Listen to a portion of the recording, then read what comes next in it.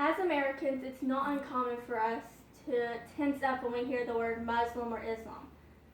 It's no secret that we've had our issues when it comes to that topic. However, what is pretty common for us is not knowing a single thing about their culture. So I did some objective research and found a lot of similarities and differences between the way many of us live today, including their variety of holidays and traditions that we don't have here. I got really into the study of the Muslim culture and comparing it to my own religion, and I've learned that there's so much more to be a Muslim than I originally thought, including one of their most famous holidays that acknowledges the devotion of Ibrahim to their God Allah.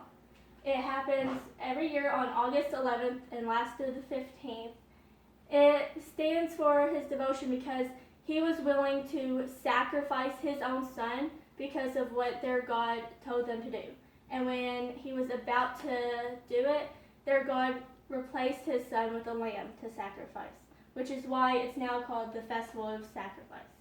I got this information from an article from Independence. As well as their 6 major beliefs, they believe in one God, who's Allah. They believe in all the angels.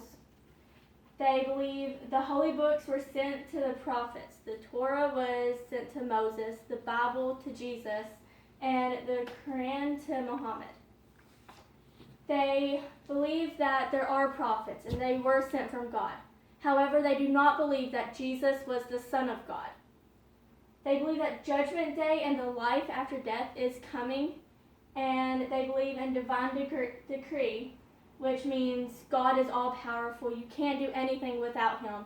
However, you can choose between good and evil. However, that decision will be judged from you when the judgment day comes. I got that from an article from United Religions Initiative. And finally, they pray 5 times a day. 1 time in the morning, 1 time in the early afternoon, 1 time in the late afternoon, 1 time at night, and 1 time later that night. They start by preparing themselves to enter the presence of God by cleansing their bodies for it. And they face the holy city, Mecca, while either standing or kneeling and reciting verses from the Quran. I got that information from an article called Introduction: The Islamic Traditions by John Esposito.